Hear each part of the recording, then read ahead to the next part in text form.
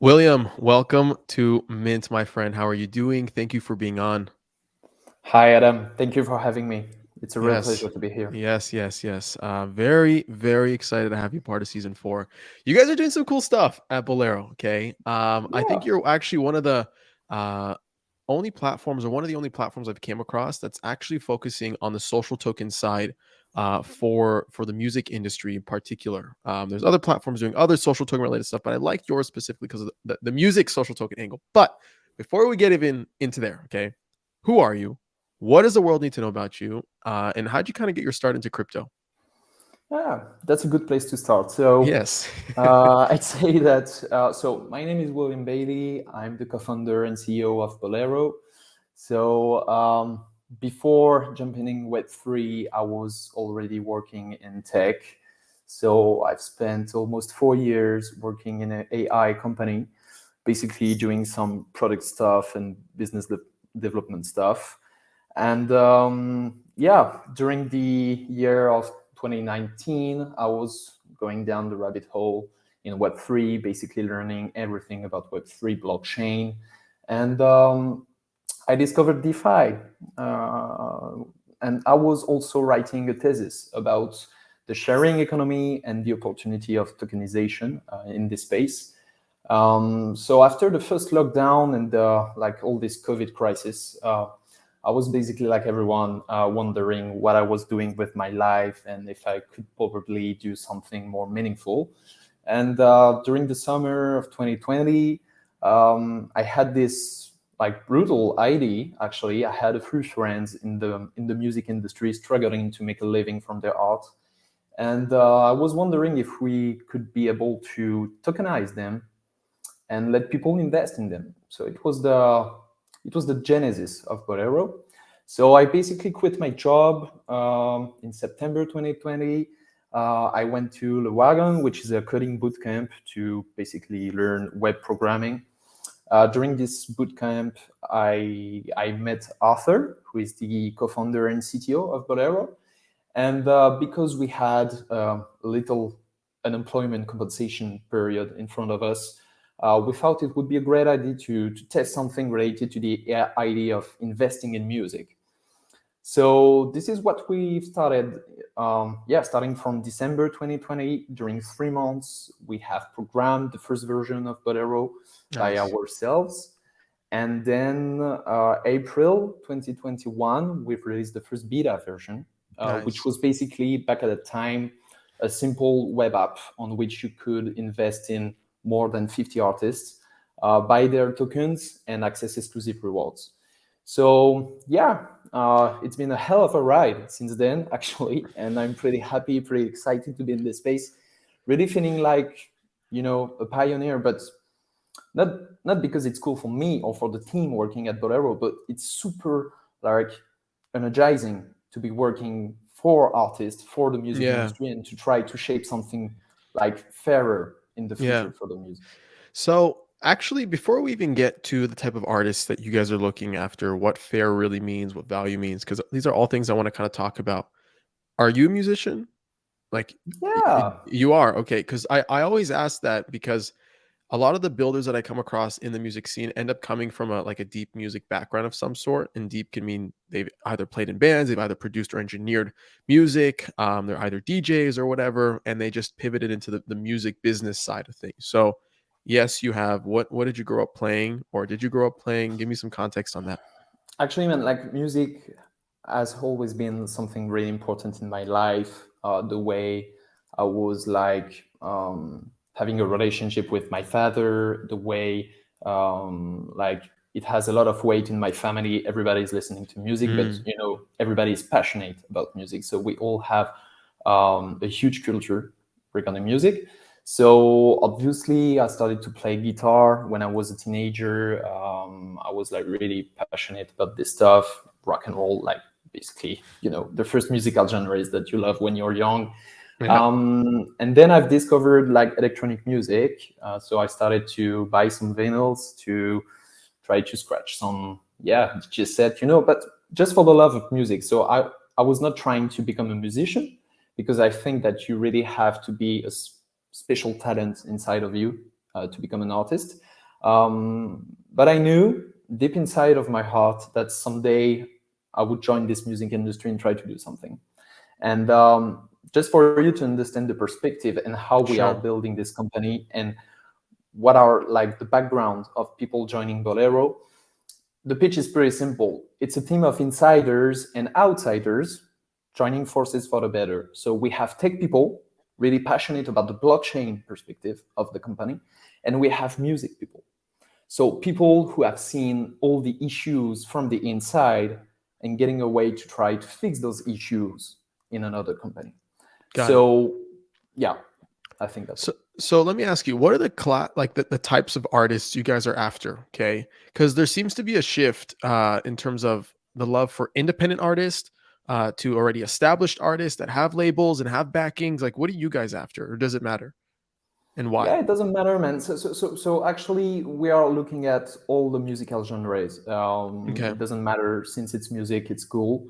But what we are really trying to see, and this is why also we affirm that we are curating the catalog of Bolero.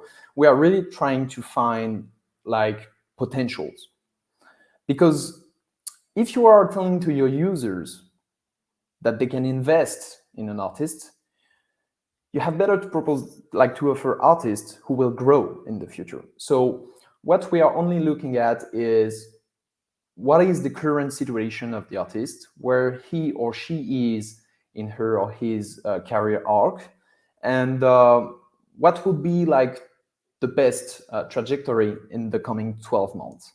So it's just a way to protect the users, because you don't want to invest in an artist, someone who will like run away with the cash. You are doing that for the passion. You are doing that because you love music and you want to become like more than a fan. So you don't want to see scams. So yeah, only looking at like the state of the career. Got it. Got it. So it doesn't matter if they're independent or they're already established. That doesn't really come into account. Nope. And also, we are working with, and I know that it's sometimes a little bit tricky to say that, but we like definitely own it. We Okay. are also working with the majors, with the record labels, because we Okay. believe that there are young people inside the majors who want to change the paradigm. Yeah. So we are working hand in hand with everybody, just trying to offer the best experience to the auditors and the final users, because at the end, they are the one who decide. Right. So you Right. better have like the artists they love in your catalog if you want to build something meaningful. Yeah. William, from your point of view, what do you think is the current state of music NFTs in 2022? Um, I think it's really early. We are still at the point of experimentation. Um, I think that's like, so we are at the end of January 2022. Right. People are still trying to find like the killer use case. But I definitely think that the killer use case depends of the artist category. If someone is an emerging artist or a youngster, a rookie, I think that the killer use case is unleashing the artist from all the tensions, all the financial tensions he can meet. But for an established artist or a global artist, the killer use case is how music NFTs help him or her to fidelize the fan base Mm-hmm. and still grow their career, even if they are already on the top. So it really depends. I think we are seeing a lot of like pretty interesting dynamic around this topic. Um, like we are seeing exclusive tracks, so tracks that will not be like distributed on traditional platforms. Okay. We are seeing ticketing initiatives, so backstage, backstage tickets, VIP tickets, and all that stuff. We're seeing like pictures, all the story behind covers, album records, and finally we are, and I think that the value is definitely here, we are seeing some master shares NFTs. And I Master think that, shares. yeah, and I think that this is the sweet spot for both artists and fans. Because for a simple reason, I think that an artist is totally open to give away 5 or 10 points on their masters, if they can have like a kind of advance, if they can have like if they can benefit from money like before making money with streaming or radio. And I think that there's nothing more powerful for a fan than owning a piece of a song that is distributed on the platforms. So I think that the killer use case is here, and we are still building it. And until artists didn't really like take over the topic, we still have a long way to go. But it's definitely super exciting, and it's my own point of view. Maybe I'm Yeah. wrong. We'll see in Yeah. 6 months. Well, no, you guys have taken like a pretty substantial bet as social tokens. So you guys brand the project, okay? And the intention here is not necessarily to show the project, rather to understand more the mechanics, right? Because we are in the experimentation phase. We're seeing music NFTs as the medium for collecting songs, right? Buying tickets, but you guys are trying to introduce this concept of social tokens for music artists. Sure, we have other platforms that are exploring social tokens as well. But this one's the first platform that I'm seeing for music artists for the most part, at least. Okay, why are social tokens a better medium for or value capture than NFTs? And maybe it's not necessarily better. Okay, maybe each have their own respective category for value capture. Maybe you can talk a little bit more about that. Sure, sure. So actually, I think they are complementary. Okay. Like I think that they are working well together. Um, we have like we chose the social tokens as the basics of Bolero because we believe that it's the easiest way to take a stake in an artist's career and to help the artist to be propelled through the career.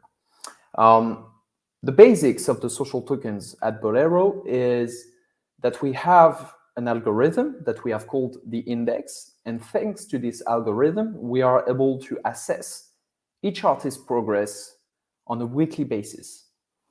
So we are like gathering 30 different data points, which are basically related to streaming, social media, radio, playlisting, concerts, tours. And yeah, based on this assessment, we are able to give a score to each artist.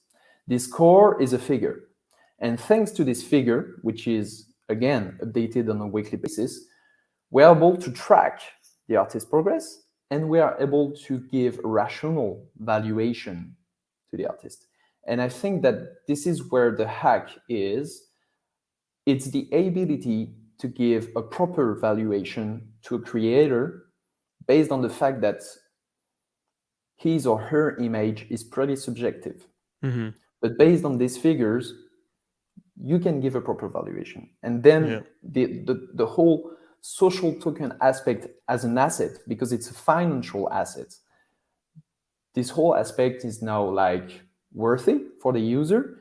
And it's also a nice way to see the evolution of your investment and if the artist you are believing in is progressing.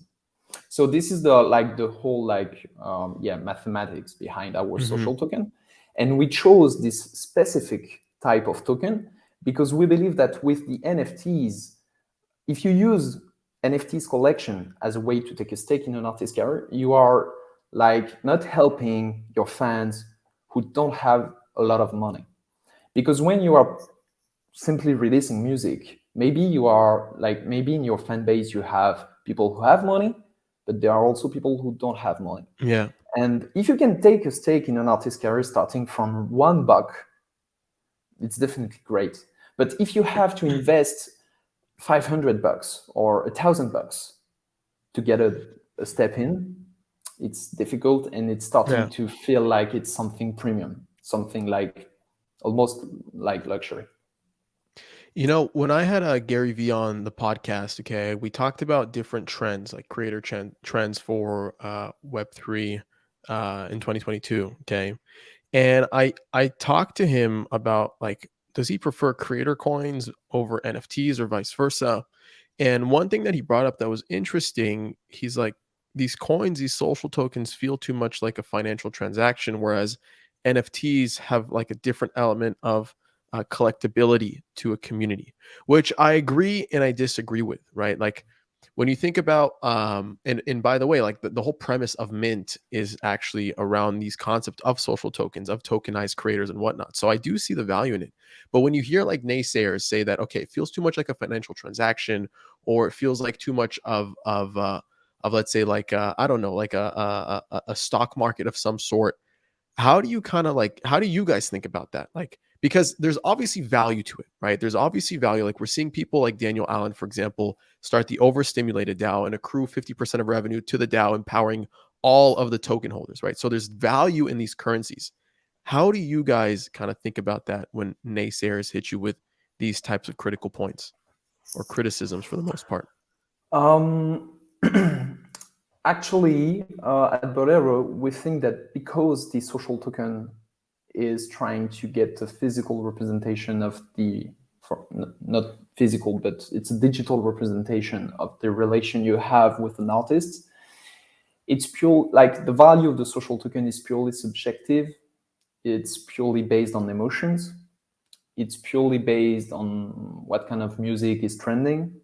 So yes, sure, there is a financial aspect, but we don't think like it's going to overtake the initial premise Yeah. behind the social token. Also because, and this is what we are trying to figure out at Boreo, is how do we make sure that each artist who is releasing the social token is not doing that only to raise funds, but Mm-hmm. also to keep a meaningful relationship with their fan base. And Mm-hmm. for instance, and this is a way for us to like reduce the financial aspect behind the social token, we are doing a lot of retroactive drops. So for instance, an artist who is minting his social tokens on Bolero will be able to airdrop a lot of tokens to their fans who have like previously bought some merchandising, who went to gigs, who bought some physical albums or CDs. So it's not mandatory to make them costly for the fan. They can jump in for free. If they have been involved Mm-hmm. from the get-go, then they can jump in for free. So yeah, this is I think this is how we reduce the financial aspect. But I can only agree with Gary Vee, because yeah, there is a financial aspect. But Yeah. again, I think that artists rather like to have a financial aspect on their career than becoming a luxury product. Yeah. Because again, like the real fans, the one who don't know Web3 at the moment, they will not have the chance to buy the NFTs because it will be too expensive. So how do you do? So maybe you can fractionalize the NFTs for Mm-hmm. sure, but it's complicated. It's complicated regarding the UX, regarding the experience. Like people are used to like click there, buy, ciao, it's done. If you are telling them, okay, so you gotta go on this website, so starting from there, connecting a wallet is already tough for them, for Right. like non-crypto enthusiasts. Connect your wallet, then buy these tokens, which are a representation of this NFT that you don't really own, but you own these tokens. So, it's starting to be like difficult. But I don't know, man. We'll see. Yeah. Yeah. We're all testing here. We're all building in public. We're all experimenting. One thing you touched upon right now is the value, the relationship between the artist and the fan, the community. Okay. How do you guys think about utility at Bolero beyond airdropping? Like, are there utility frameworks that you kind of guide your artists who get onboarded onto Bolero? Like, what are the most valuable add-ons that creators can implement in their communities? Talk to me more about these utility frameworks that you guys kind of think about internally. That's a pretty good question, because this utility you're talking about is like really depends of the creative universe of each Right. artist. For instance, if you are like trying to onboard a hip hop artist, a rapper, these guys are used to have a close relationship with the fan base. But sometimes maybe you will talk to a pop artist or another musical genre, but these guys don't want to have like proximity with the fans. But still, they want to have a relation. But they don't want, to take the phone, speak to the camera, hi guys, how are you doing, blah blah Right. blah. They don't Right. want to do that. So you Right. have to find the good ways to provide utility behind the tokens based on the creative universe of each artist. So each time an artist comes at Bolero and wants to make something meaningful, we are asking them, okay, so how do you like to keep track of your relation with your fans? How do you like to release some tracks, release some records? How do you like to promote your, I don't know, tours and everything? And then based on this assessment, we are providing ideas. So sometimes, like for the most like engaged artists, we will suggest them to bring up a Discord or even just a private WhatsApp group. Sometimes we are suggesting them to create a close friend story on Instagram, and each one who has got the token, who is the token Oh, holder, okay. will access the close friend story, and they will like have insights of what's happening in a typical day in the life of the Mm, artist. Um, and then it's basically discounts on merch. It's basically discounts on concert tickets. mm-hmm. And also what we are trying to do, and I think it's a pretty good way to do that, on Bolero, for sure, we have the social token, but we are also allowing artists to mint NFTs. And sometimes artists are using Bolero to make sure that their mint, so the initial sale of the NFT, is like token gated. So you have to be a token holder to access the NFTs. And it's also a nice way for the artist to make sure that a fan has his chance to access the NFT first thing. Yeah. Yeah, it makes sense. So, okay. So, utility frameworks, the concept of social tokens and NFTs, differences and similarities, what they're each used for. Now, when you talk about actual monetization, because a lot of what we're doing here is to basically provide creators the opportunity to be the best version of themselves, right? And Exactly. to monetize themselves, their brand, and do it in a way where it feels more authentic, more direct to the fan. And the question is when you take community building, when you take music creation, when you take all these concepts that you guys are kind of after, what's the real monetization here? Like, how does a creator better themselves by using a social token, for example? Like, why is that a better opportunity to make money, for example, versus let's say issuing editions of their songs, issuing one of ones? And I asked this because I saw specifically on Bolero, you guys have this concept of like rewards too, right? So I guess talk to me more about how you guys are thinking about like monetization around these social tokens for the artist. Um, so it's pretty simple, actually, like the framework between monetization, behind monetization, sorry. Um, let's say you take an emerging artist who has 20K followers on Instagram. What is the possibility for him or her to monetize those followers? Sometimes they will have to do some brand partnerships, brand content, and they are not all really at ease with that. So sometimes it's easier to release a social token to monetize this fan base than making some brand partnerships. Another important point is sometimes artists are like really seated on like a lot of merch and stocks that were not like sold before. So they have that. And for the fan, the value of these gems, of these items, is like going to the moon because sometimes it's some limited edition, all that stuff. So but you can use the social tokens to reward your holders with those remaining pile of items and merchandising Mm-hmm. stuff. So it's a nice way to do that. And finally, again, I really insist on that. I don't think that we should like put in opposition the NFTs and the social tokens because I definitely think that an artist should release a social token because it will follow like all the career and all his development. But at different moment of their career, so based on what is going on, if he plans to release some projects, new records, tours, he should leverage the NFTs format to make some more bucks on this. So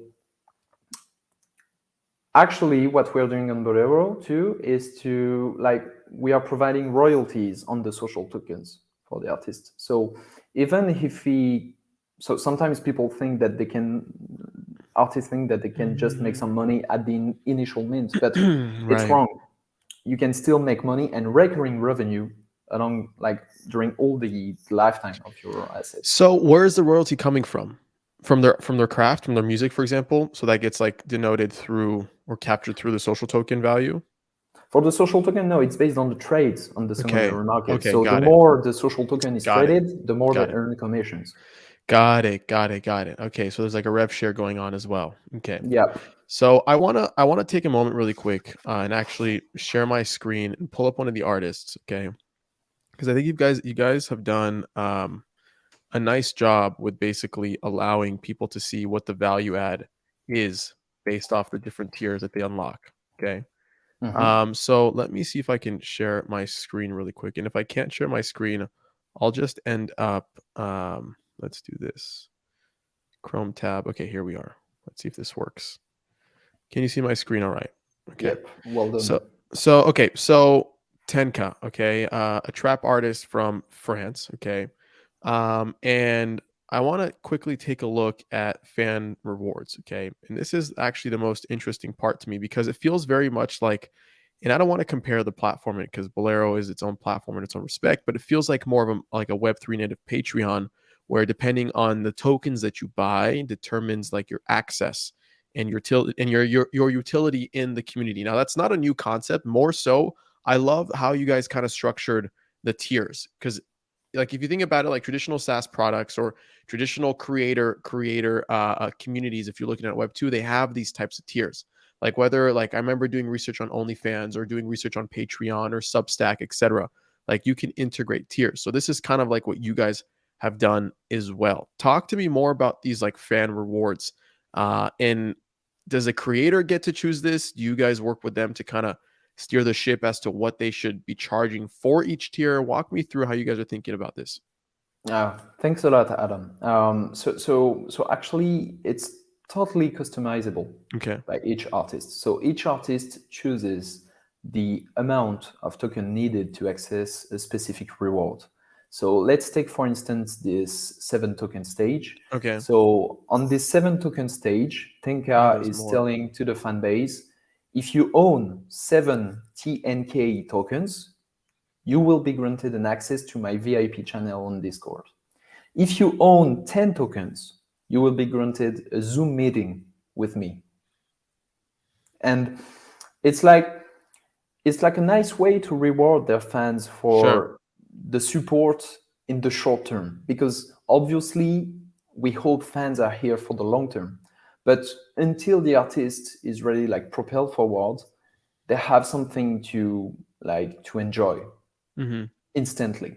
So Yeah. this is the purpose of the rewards, and this is how we thought about it. But definitely each artist is really like choosing each piece of the reward, and it's fully customizable. So we are just here to provide advices if they need, but they have the hand on this. Yeah. Another thing that I noticed that's unique, the whole I'm curious to learn more about like the tokenomics, okay? Because you see total issued tokens out of total tokens. So 7.2k tokens out of 18k tokens issued.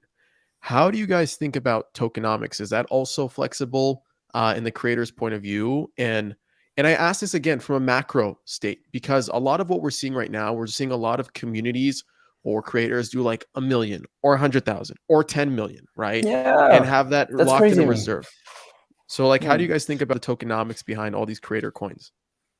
That's a pretty good question. So back to what I was saying just before, I was introducing the topic of the index we have coded Okay. to assess each artist. Thanks to this index, we are giving to each artist a valuation in dollars, in USD.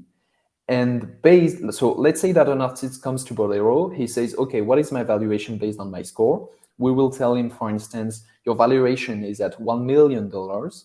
And we can simply ask him, what would be the best starting price for you? Like, Mm-hmm. what would be like, what kind of initial price you would like to put in? If he says $1, then we will create 1 million tokens.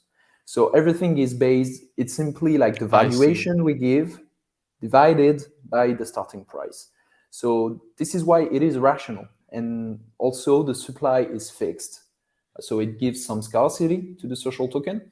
And just for you to know, each time an artist joins Bolero and mint the social token, he will be granted 20% of the supply in a vault, Yeah. so that he can be also incentivized on the value of his tokens. And actually, it gives a little bit more trust for the fans, because they feel like, okay, we are all in the same boat. Like, if the artist has a lot of interest to see the tokens gaining value, so it's cool. What's up, guys? Adam Levy here. Sorry for the quick pause. I wanted to give some love to our two NFT sponsors that are making this episode a reality. They are Coinvise and Polygon Studios. On Coinvise, you can create a personal or community-owned social token on Ethereum or Polygon. Coinvise also helps you create incentives through token rewards and bounties, NFT business models, and bot integrations for Discord. Discover more today by visiting coinvise.co. Polygon Studios is the gaming and NFT arm of Polygon, who's focused on growing the blockchain gaming and NFT industry while bridging the gap between Web 2 and Web 3 gaming. The Polygon Studios ecosystem comprises highly loved blockchain games like OpenSea, Upshot, Avagachi, Zedrun, Skyweaver, Decentraland, and Decentral Games. If you're a gamer, builder, or NFT creator looking to join the Polygon Studios ecosystem, get started today by visiting polygonstudios.com. All right, back to the episode. You know, this reminds me, Mint Season 1, I had this gentleman by the name of Dave Young, okay? He has the Playcoin. It's a really, really cool ecosystem and many really cool utility frameworks, which is why I brought him on. But he shared this interesting insight where when the market tanks and all the holders like tank with the market, it actually, okay, sure, like it sucks, it's annoying, but it ends up bringing the community closer together, right? So whether the community's down, whether the community's up, you actually inquire, like you experience this interesting, like I guess social psychological like effect Yeah, where the community definitely. bonds over that. It's like when the market tanks and all of crypto Twitter starts memeing, you know how they're starting to work at McDonald's, or they're going to start be doing all these things that because they're just like a bunch of poor degens that are rich on paper, for example. So this is like, these are like some of the things that I'm thinking about when, okay, like why invest in an artist through a social token versus collecting their editions or their one of one music, right? I do see the value in it, but I do think it takes a specific user to actually understand what it is to and what it means to actually buy an asset that fluctuates more like a currency versus a collectible. So when you guys are trying to identify these users for the artists that you're bringing on, what is the idea, like the ideal demographic? Like, do they use their traditional channels through like Facebook, Instagram, Snapchat to bring in collectors? Are they trying to tap into a new group of users in Web3 that understand more of the concept of tokenomics? Like, walk me through that. Like, how do you actually find these collectors, these end users who not only like the music but understand the financialization behind supporting an artist? Yeah, sure. So this is like a really important question, because it is where it gets interesting. Actually, we have designed two types of targets and two types of collectors. We have, on the one hand, what we call the music lovers. So they are the ones who are not like well educated about crypto, and they will jump in the social tokens or the NFTs just because they are loving a specific artist. So they will jump in because they will follow an artist and they want to get closer to him. Yeah.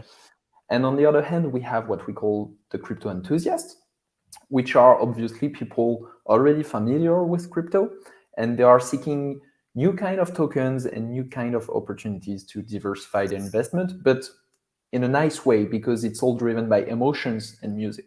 Mm-hmm. So yes, Yeah. we are definitely using traditional channels such as Instagram, Twitter, but we are also trying to reach out to crypto enthusiasts on a daily basis. But the thing is, we are trying to build this product for the users, for the artist also for sure, but we are like shaping each feature based on what we see during our user research sessions, Uh-huh. based on the feedback that we have. And the new type of user that we are seeing emerging, lastly, is what we call now the music diggers. So these guys are like really like able to find new gems and new talented artists. So their passion is to find the next star. And what they love to do is to simply browse the catalog, listen to music, discover new artists, and based on what they feel when like jumping in the artist creative universe, they will decide to invest or not. But you also have to keep in mind that we are really trying to onboard regular user on this solution. We are not trying to build a product which is only triggering crypto enthusiasts. So I think today it's much more like understandable for someone who is a stranger to this crypto world to invest in a social token than invest in NFTs. Hmm. Because when you are talking to your neighbor or someone who doesn't understand anything about Ethereum or Web3, they will be like, what are you doing?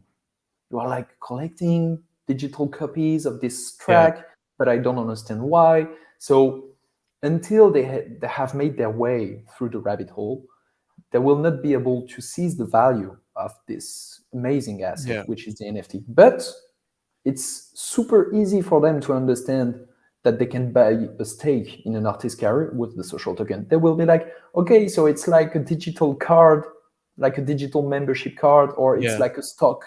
So it's like easier to understand, I think. Yeah. You know, one the way I kind of I'm starting to understand it more and to think about it more deeply is these social tokens are like non-equity shares. Okay. And the collectibles and the one of ones and the additions that are in the format of like NFTs, whatever token standard of an NFT it is, are what drive a lot of the revenue that then gets circulated back into pumping the value of the social token, for example, right? So beyond trading, beyond investing, beyond buying into it, there's also the element of the appreciation or depreciation, and that comes from the value accrued by its other assets. So let's talk like a real world scenario because I don't want to just theoretize or Yeah, whatever sure. the word is, right? Talk about theory, okay? So artists go and play at Coachella. They sell their tickets as NFTs, okay? And the revenue accrued from playing that show as an artist, part of that gets sent back into the DAO or the social token treasury, okay? So from performing to selling tickets, some of that revenue goes back into the treasury. Selling digital fandom, part of that revenue goes back into the treasury to support token holders. Selling one of ones, like selling actual your music on chain, part of that goes back into the treasury to boost the token value. Selling additions, selling all these other assets that may be formed in NFTs later then accrue back to the social token, back to the treasury, and makes everybody happy. So I kind of see the social token like on one element, like the NFT could be the access point in the membership that lets you in, like the top level funnel. But I also see the social token as being the entry point as well, and all these additional assets linking back to that social token that ends up driving its value up or down, right? I think it's a model that makes a lot of sense, honestly. But I don't know. I'm just like recapping based off learning lessons from season 1, 2, 3, and now 4, and seeing how people are kind of approaching this across other crowdfunding sites like Mirror or the list goes on, right? Not important to name. Okay. But what do you think about Mm-hmm. that? Like, does that model make sense? Because I do see again the element of buying NFTs as a membership and like getting into the funnel and then kind of like figuring out your monetization as you kind of go. But I also see the ability to buying a social token and that being the ultimate funnel, and then all that other revenue generated from all these additional assets via NFTs kind of accruing back. I don't know. I'm very much thinking out loud. No, it's pretty interesting because I've never like put the thing in perspective, but actually you're right.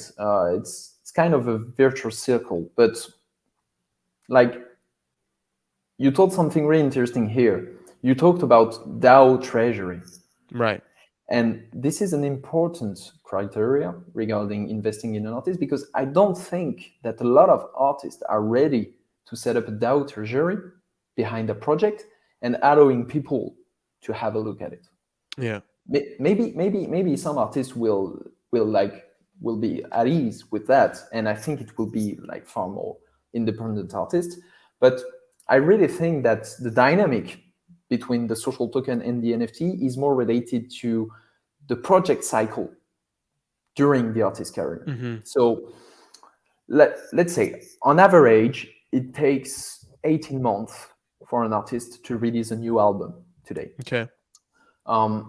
What happens during those 18 months of producing, recording, adjusting, mixing? You have the social token, which is living. You can tease the fan base. Right. You can do a lot of stuff. You can also like give some part of decisions to your fan base. You can ask them what would be the best cover art for the album. You can ask them what would be like the first track to be released. But at the end, where NFTs gets interesting and also help to pump the social token is when you release exclusive NFTs related to this record, because you have been working on it during 18 months. So you have a lot of art and you also have a lot of studio Yeah. outtakes. Yeah. Sometimes, some records, some featurings will not fit the artistic direction of this record, but it doesn't mean you have to let this record sleep in a Right. hardware. You can release it, and I'm sure that your hardcore fans will love to collect it because they will feel it's a piece of history. It's a Sure. piece of the creative universe that you can own. And so actually, I think that social tokens are here to support the career during like quiet times and during touring times. And then the NFTs are here to support the artist to leverage all the creations he has done Yeah. in the last months. I think okay, so this is sparking a new thought, okay? I think a lot of artists, a lot of creators who are entering the space, who've already been into the space, they're going to realize down the line they're going to encounter a problem, okay? And the problem is this. They're going to have all these different types of assets on chain. Asset is a very like subjective word, okay? An asset can be a ticket, it could be fandom, it could be a one of one, it could be editions of music, it could be Sure. anything that's Yep. minted on chain. That's each going to have their own respective value. A lot of artists are going to have all these different collectors and shit like scattered everywhere online. And I think their biggest challenge is going to be actually aggregating all that value into one asset. Okay. Like their own like index, for example, like their own ETF of some sort. And Okay. this is where the social token And that's where the enters. social token comes in. Right. Mhm, And I mhm. actually I truly believe that because like the value needs to come back to one thing. Okay, everything can have its own value. Every asset can have its own individual value. But for me, it makes sense like, okay, what is that one thing that I'm buying into that allows me to accrue all that value for whatever reason? So maybe it's less of actually like staking the assets themselves, more so accruing some of the revenue back to that Mm. treasury, for example. But I don't think enough artists are exploring that concept, right? They like in their like for the right reasons too, right? Not shitting on anyone. Rather, this all this shit, it's like so difficult to understand and catch Yeah, up with. sure. But I don't know. Like this sparks like an entire new thought and an entire new model of like how creators should actually be thinking about their on-chain assets and really being strategic with what they issue and then how that accrues back to benefit all their collectors and the entire ecosystem. You know what I mean? Yeah, definitely, man. And I couldn't agree more because what I am seeing and what the team is seeing from where we are at is that artists are also starting to be diluted. They are minting here, they are minting on this platform, Yeah. they are minting on Solana, they are minting on Ethereum, they are Right. minting like Like how do you everywhere. So what does it how all do you mean? Yeah. aggregate all those pieces of content? Yeah. And how do you make sure that you are offering the same like quality experience to the user based on which platform you have chosen? So it's pretty difficult, and Wow. obviously I agree with you. The social token is the aggregator of the value you are sharing with your fans, Yeah. and I think it's the best way to sum it up. But NFTs also have a lot of value. Sure, for sure. But what about the off-chain value? Let's talk about the value that doesn't live on-chain yet. For example, like streaming royalties or revenue paid out from YouTube or TikTok, right? These core Mhm. platforms that actually help build audiences and are the main drivers of revenue today. So, like that whole mechanic of bringing something off-chain on-chain is still really broken, right? So if you start a DAO right now and you start like a music DAO and you tell your collectors X amount of royalties are going to be circled back into the treasury, you're really just trusting the person that that's actually going to happen. Like there are no dashboards for me to actually see the streaming data and how what that accrues to revenue and how that kind of comes back into the treasury, which by the way is like a whole nother product and a whole Mm, nother mm, business within itself, right? mm, Like bringing the off-chain value on chain so that again it all accrues down to that one funnel. Whether or not again this is the right model or not, this is something that mm. I'm just like building upon as we kind of break this further. Yeah, so actually, I think it's a little bit too early Sure. to bring everything which is off chain on chain because obviously there are a lot of technical limitations today. Sure. Imagine each time you want to stream a track, you have to wait for the transaction to be validated, and then you Yeah. have you Yeah. have no Let time for alone that. get paid every quarter just for the revenue that you accumulate, and that within itself is a headache. Yeah, and also there are a lot of gatekeepers. If you want to put like if you want to set up that, you have to Yeah. like make sure that DistroKid, TuneCore, Believe, AWOL, all these companies, all these distributors are on board, and I'm not sure that they will all find their value It's with almost as if this. you need to start a DAO and create this asset that's collectively owned by them, right? And they band together to basically drive this new wave of music adoption of technology, right? Maybe, And, man, maybe, and and actually, maybe they will find a way to have like a common standard or a common yeah, protocol to address this yeah. issue and to administrate all the royalties on chain. But man, It's like it's a it's very like like so lovey-dovey. difficult. Yeah. Yeah, It's so man, there are difficult so getting many one party to do stakeholders. it. Yeah. Yeah. Yeah, No, it's yeah. so I'm pretty sure it's coming and it's Yeah. coming hard. So we better be ready Yeah. and I can tell you that even if today we are trying to have a breakthrough with social token and NFTs, we are already thinking about that at Bolero. So, Yeah. but I think not before 2023. I think Mm, it's mhm. still too early. Like I can tell you today, distributors are only experimenting with NFTs with a merchandising aspect. How Mhm. can we sell some digital merch? So they are Yeah. really far from all this, loyalty issue and redistribution issue. Yeah. Another thing that comes to mind, and if for those who are actively listening to Mint, I thank you, and you'll realize that this is a question that I start bringing up with more and more founders or investors is this concept of music labels transitioning into like on-chain creative hedge funds, I right? love Which this idea. I right, love like it. right. So like okay, in actuality, there already are hedge funds. Like they're already making bets with their capital and their time and their resources, but they're doing it in very like I from what I understand, I've never been through one of these. From what I've been told, in very constrictive ways, right? They end up owning the person, and artists get cut out in really like shitty deals. Like they'll get like an upfront of like half a mil, but have to give up 80% of their revenue, for example, right? But this model will soon become outdated, I believe, with the introduction of all these on-chain assets, right? And we talked about this again, one of one NFTs, okay, editions, social tokens, digital merch, et cetera, et cetera, et cetera. All these assets are going to be on chain. Do you imagine a world where the record label ends up actually being the asset purchaser, right? And ends up acquiring all these assets as a way to kind of reap the profits of their traditional model. So I guess in short, like, do you imagine these record labels ending up becoming like Web3 native, like digital asset hedge funds for the most part? Man, I couldn't agree more. Again, it's and do you believe me if I tell you that it's happening right now? Yeah, that makes sense. Because man, I mean, like we're seeing DAOs like collector DAOs pop up, right? But we haven't yeah, seen like an Atlantic Records or a Universal Music Group or an Interscope really form their own DAOs and explore this sub niche. They could be doing it, investing in other DAOs, like definitely could be a thing. man, like let's take a simple example for the ones who are listening to us.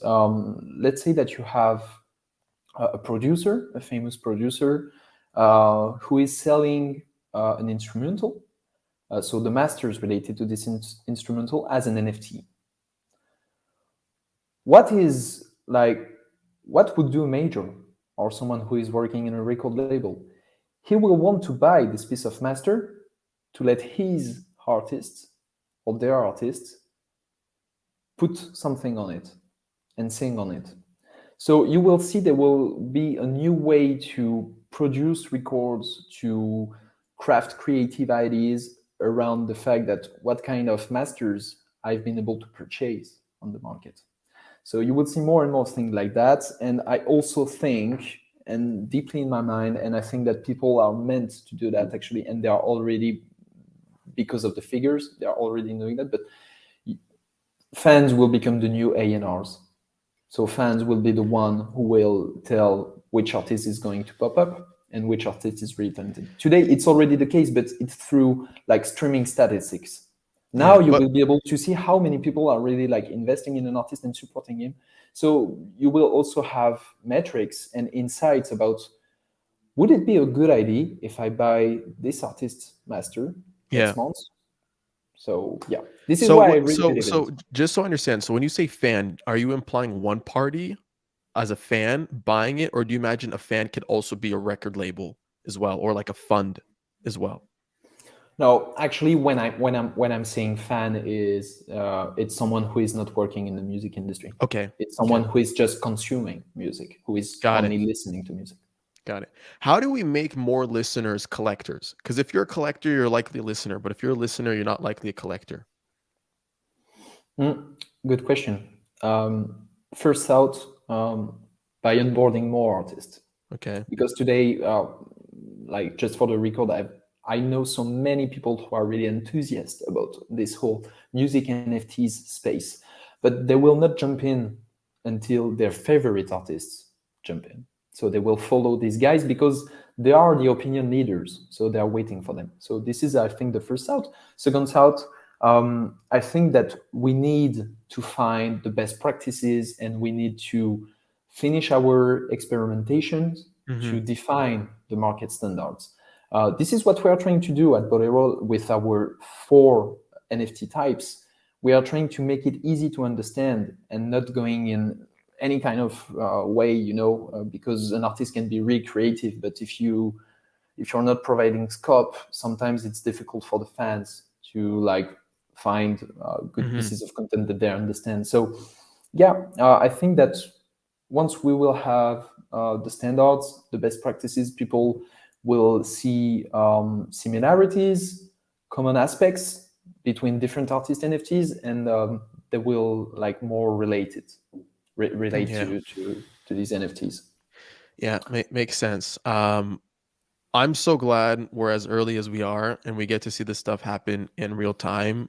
Me as like as a documenter, you as a builder, it's definitely a very, very exciting point to be in history and technology. Like honestly, it's still a blank page. Yeah, we are so much work to do in front of us, and I think that's the most satisfying emotion that you can have when you are in this space is. But it also makes you super anxious too, because you're like, fuck, like where do I go? What's my direction? What's the first step? Like what do we do? Because you don't say. You're just throwing shit at the fan always. You're just always like everybody. I mean, not everybody, but I feel like many people are building in public and many people are experimenting. And concept of social tokens, concept of NFTs, there's going to be likely new standards. There's probably going to be something after NFTs that everybody's going to latch onto at some point that they're going to realize it's going to be able to drive more value than the NFT standard for whatever reason. So yeah, I'm just going on a tangent here and sharing my excitement. Man, and I'm super excited too. And just put those things in perspective. Look back 6 months ago or 8 months ago. Yeah, it was not the same state, man. Like layer 2s were not like mainstream. They were not. It's man. It was something else. So I really believe, and sorry for that, and sorry for the one who listened to us, but I really think that there will be a market cleaning though, because I think that there are too many projects, too many scams around there. And just after this market cleaning, we will find like true foundations of all this music NFT space, and I think that it will be a really like nice time to live.